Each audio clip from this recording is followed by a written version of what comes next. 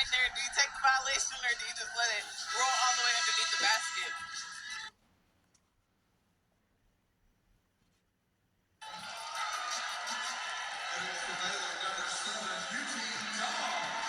And what a luxury the Baylor Bears have to bring this woman off the bench.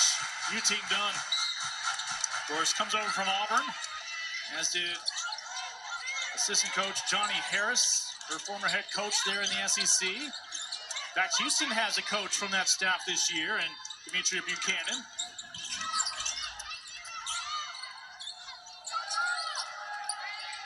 Raheem trying to work it down low, and I think Abraham will be called for the hold. Let's go Prince Providence. I saw Prince. Yeah. Let's go Prince at Villanova.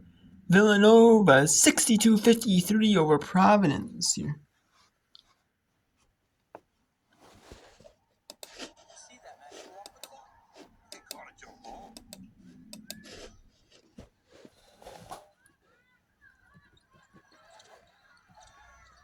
Let's jump on. Oh, wow. Yay, the hook shot over Watson, who altered it and then grabbed the rebound and is fouled in the backcourt. I don't think that's a shooting foul, though, yet, is it, Matt? No, only the third team foul against Providence.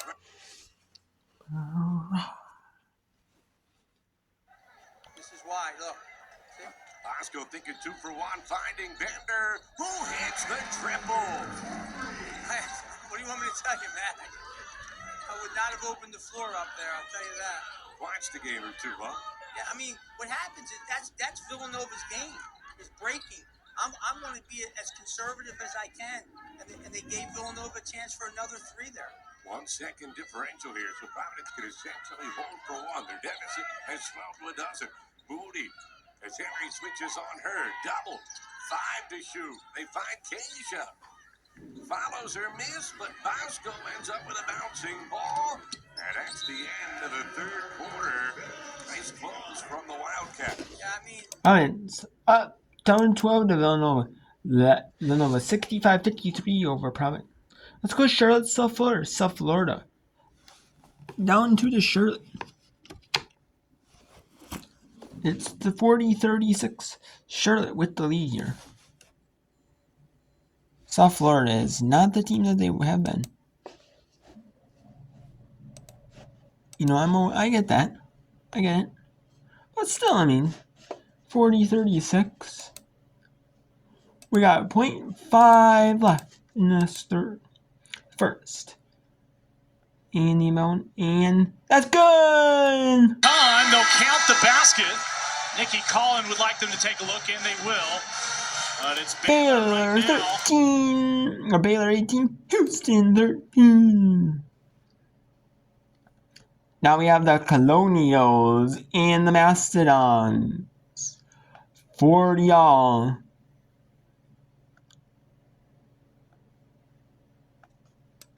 It's Moreau for 2.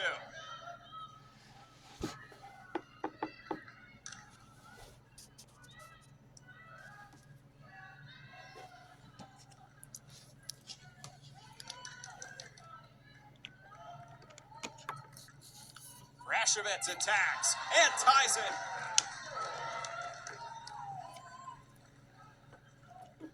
She's really stepping up this game, and even when it's not shooting it well, I would say the same. When there's only 2 games on, we'll do it, which is with. Your shots aren't falling.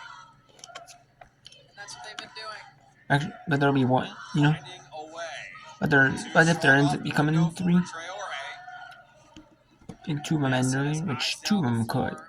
Which does 3, when the 4th quarter could end earlier than, you know, end early. Where you get only 1 unit under 2. You know, even that's including that 8-9 Eastern. All 3 couldn't.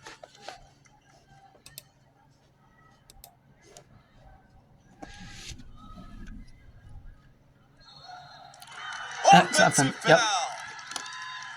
Alana Nelson playing with 3 fouls herself manages to draw the charge. That is risky, but that shows you an experienced player knows that she's going to get that call. She's in the position. She's ready to I like that, the lady man there, seen her. 9 in the head. I like that. With all that experience. And of course, for good reason, Nelson has drawn a lot of headlines this year because of her offense, and for that matter, over the course of her collegiate career, like we documented before. And she's made great progress this year on the defensive end, and now again, it's her gravity creating space inside for Krashevitz, and Purdue Fort Wayne back in front with 7 minutes to go.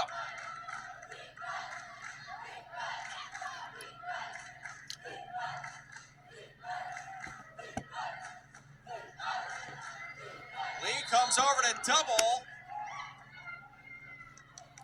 and gets called for a foul.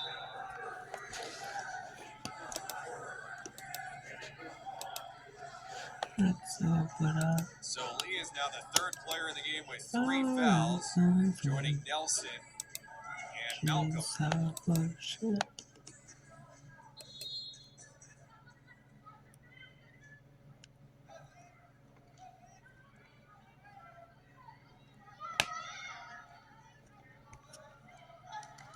Loose ball, and Riggs is fouled.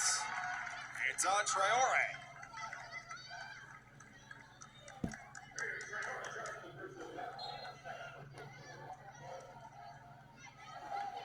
.50-50 ball, that one goes in favor of the Dons.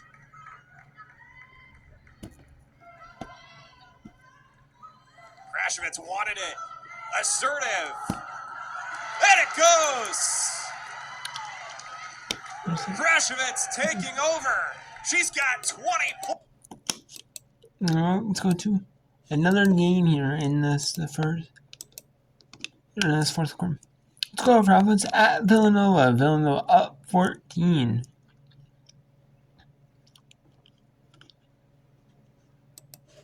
Trying to make a 3-point shot. Ball screen from Keith. Frees up Gormley. Can't hit the three.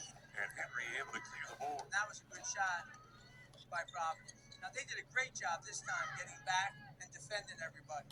Providence coaches, we're not lying about Moody's defensive prowess. Can cover some ground. Pender hits another.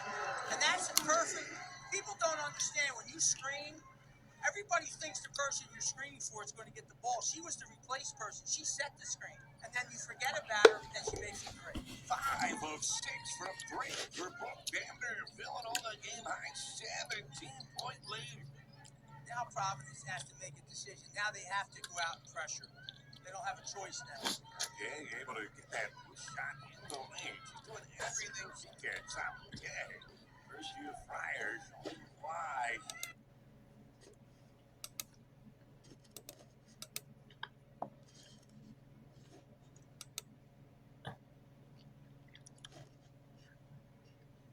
On Wichita State defeated East Carolina earlier 63-54. So let's talk about some tomorrow games, the best games on tomorrow. So San Diego State, Colorado State, definitely a good kids day. It's a kids day game. I mean, that's definitely a solid game. Army Lehighs, that's a solid game. The feature league. So is Troy Marshall. That's a solid symbol game. 7-2 Troy versus 8-2 Marshall. I wish I could see that. Imagine Minnesota Penn State. Ball State at Central Michigan. 7-1 Ball State. 6-2 Central Michigan. That's pretty solid. Ranked matchup Washington, Maryland. Oh, I can see a little bit of that. Texas Tech. Can they get a big win over Iowa State? For 2 losses. Georgia Mason Davis. Oh, that's good. That's a good one then, Matt. 6-2, 6-2.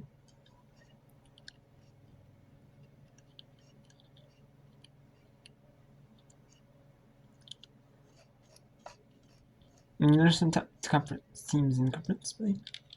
But it's not always top in conference.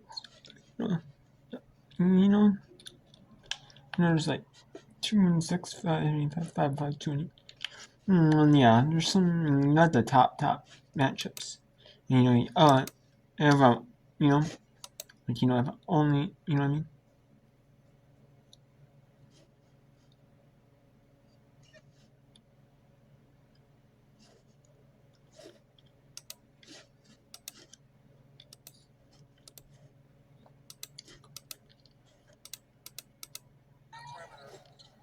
This one's going by quickly. 74-60, Villanova Providence. 6 to shoot. This one is going late in early. No, these are ending early, like 45-48 already in the fourth. This one only 6 or 7 in the fourth already. So, a high school game is an hour and a half, and that's 8-minute quarters. Televised high school games, and those ESPN high school games.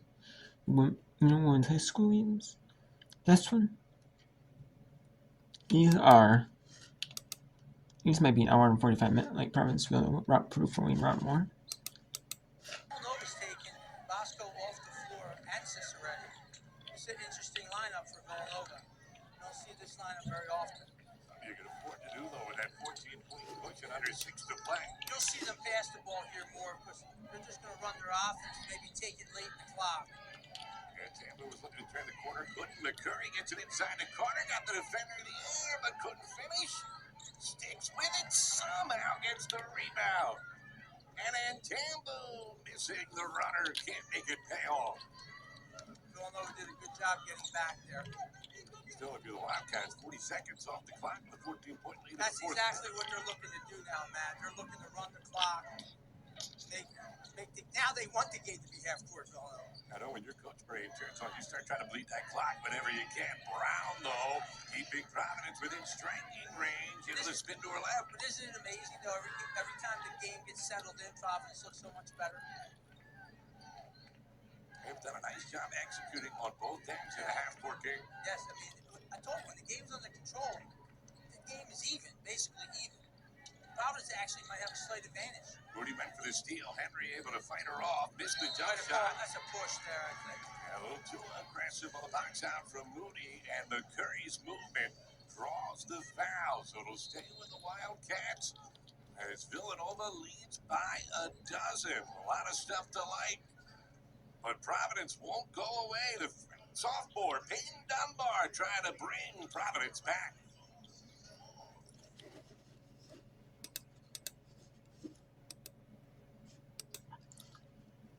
Let's go Houston Baylor. Got Houston Baylor. Houston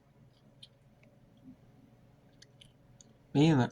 Now it's time out. Houston Cougars.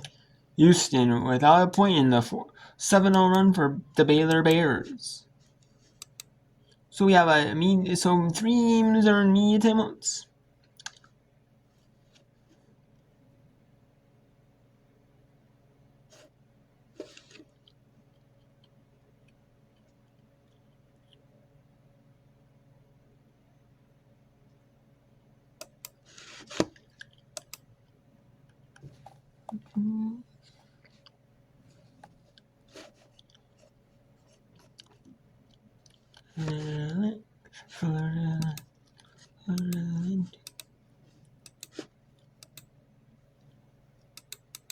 Result of the stoppage of play, they took 7 seconds off the game clock to get it down to 8:17. And it will be Charlotte basketball this coming after the basket by battle before the break. Right, so they get a fresh 10 seconds here in the backcourt. Don't waste any of that.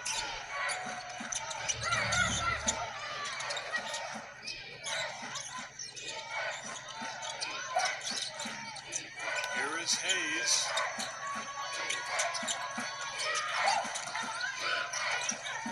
Gets it inside Nicholson, an open look from 3 for Best.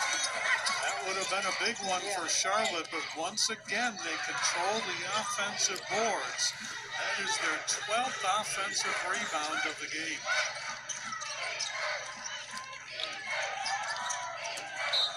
Hayes driving in and the whistles blow. I think they're going to get Piper for a foul here. So it keeps the series alive, right? They catch a break in South Florida that is, like you said, missing that 3 would have been a huge thing. And then the foul trouble right now. So Gage, Smith, and Best with 3 for Charlotte, Kusu 4 for the Bulls, and keep in mind Diakite unavailable due to injury. So the Bulls very thin across the front line. Hayes with the jumper over Ingram, and it's good. Honorable Honorable mention all conference this week, Tanasia Hayes. And that'll be a foul off the ball on Carla Brito.